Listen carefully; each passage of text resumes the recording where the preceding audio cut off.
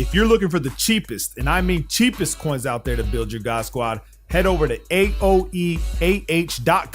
They are fast and reliable, and make sure you use code WOLF to get 3% off. Link is in the description. Now, once a month, every month and a half, I come back and I revisit the coaching adjustments for you guys and let you guys know what are the best settings that you could be using to give yourself a better advantage. Now, sometimes things don't change from the previous videos. However, today, there's going to be a slight change with a certain zone defense that we're going to talk about today. Before we get into it, make sure you drop a like, subscribe if you're new, become a member if you want that competitive advantage, that angle. I have full scheme breakdowns to 3-3-5 wide meta, 2-4-5 odd meta, 3-3-5 Sam, 4-3 even 6-1, all full scheme breakdowns, tray Y flex, bunch offset, Y off trio weak, single back wing stack, all that's in the members section. Now, if you're on mobile, you'll probably have to log into your YouTube through your browser. So Google Chrome, Safari, log into YouTube that way, and then you have to find a setting in there that gives you the desktop version of YouTube. Why they made it so difficult, I don't know. And I don't know if they're going to address it, but that is the workaround. And you'll see the join button on the videos. All right.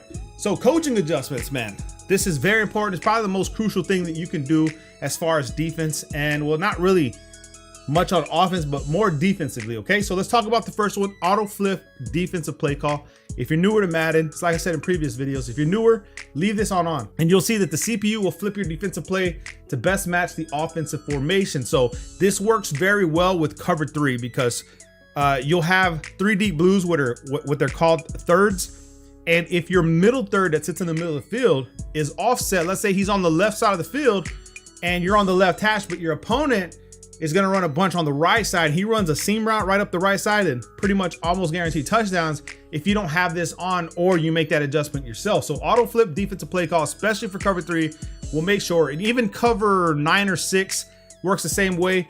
Better to have this on than not. If you're the type of player that runs the same adjustments over and over, you could probably leave this off because then it messes with your defensive adjustments. You'll just have to manually move your outside third or put someone else on the outside third. So the better you are with your adjustments, the less you can rely on auto flip defensive play call. Now, auto alignment, this one's key because if you leave it on default, the defenders will align according to their default alignment rules. So let's just say someone's running single back wing pair. Okay, so they got two players defending the left side of the quarterback, and then you got like 4 on the right side. If you leave this to default, your defense will align to the strong side appropriately. So with the people that have 4 blockers on the right side, your defense will align to that, and then you'll have less people on the left side. Now, if you come over here to base, defenders will align according to their base formation position. So if you go into your playbook and you see the play art, let me show you what I mean real quick. 3-4 under. Pay attention to the X's and dots on any play in this formation. It is showing you the base aligned look, not the default aligned look. Okay, so the base align is what its base setup is. So if you come out in base, that's where they're going to be on the field. So you see the X's and dots on the play art. That's where they're going to be 100% of the time. Now, when you want to use base, if you're running blitzes, right? If you want the same blitz to try to come in over and over, you want to run that. Or you want to disguise your defense. So let's say you're running a cover 4, but you want to make it look like a cover 2, vice versa. You're running a cover 2, you want to make it look like a cover 4. You can use this as base, and they're always going to line up appropriately. Even in man defense, which I really don't recommend, they will line up like they're playing zone, but it'll be man defense. Now, the flip side of that, you have man. Defenders will align according to their man coverage assignments. So if you're running man defense, you can put this set to man. If you're running zone, you can put them aligned to man to make your opponent think you're running man defense. Now, you have to be careful because there are some defensive formations like big nickel that will confuse your whole play art. Your defenders will go every which way. So make sure you lab this up with the defense that you like to use and make sure that it works properly if you set this to man and run zone defense. Ball and air defense. If you're running man, you can either leave this in balance or swap ball. I would not recommend play ball or play receiver. I would only on zone will I recommend ball and air defense to play ball. Here's why. You're playing man defense and they get you on a corner route. Okay, let's say you're playing deep halves and you have a corner route, or you're playing cover 1, you have a corner route. Your cornerback will go for a play ball animation, and if he misses that animation, it's a touchdown because he's locked in the animation to try to pick the ball, and if he misses it, then it's a touchdown. If you put this on swap ball, in man defense. Then he will make the attempt to reach towards, like acrobats. If you play Ultimate Team, you'll know what I'm talking about. But the acrobats will actually reach and try to swat the ball away, and they won't really have a penalty as far as missing a swat. They'll still be there with the wide receiver. So the two that I recommend are play ball and swat ball. And if you're late game, let's say they need a lot of yards, right? Let's say it's like in the second, in the fourth. Put this on swat ball, so guarantee you better animations. You'll get better animations out of swat ball than you would with play ball. Cornerback matchups. If you're running by man defense, then it's by speed. Man defense, speed. If you're in the red zone, by height. Reason being is because a lot of better players want to highball the pass into the end zone, and you have a short, small cornerback on a tall wide receiver, then they can just highball that, and they're probably going to catch it a lot. So there's also route running. I don't really use that. I don't use depth chart either. I still use either by speed or by height. That's pretty much all I set it to. Option defense. If you're playing a mobile QB, this goes to conservative. I don't put it on conservative until they run an option play. If they run an option play where the quarterback keeps the ball, I'll put this on conservative, and then I'll worry about the run to the running back myself. So I wouldn't touch aggressive, just conservative. It's probably your best bet. If you're facing a mobile QB, if you're facing a Tom Brady, just leave it on balance. You'll be fine. Strip ball, late game, aggressive. If you need to turnover, aggressive. Do everything you can. Now, the way they counter that is the runner will just go to conservative and pretty much makes this pointless. You can run conservative if you want. Lower break tackle chance if you're facing someone like a Derrick Henry or someone that's powerful. You can put that on conservative. I find myself just staying on balance for the most part when I play, but it is what it is. Tackling the same way, I leave it on balance, but you can put it to aggressive, which AI defenders will attempt hit sticks.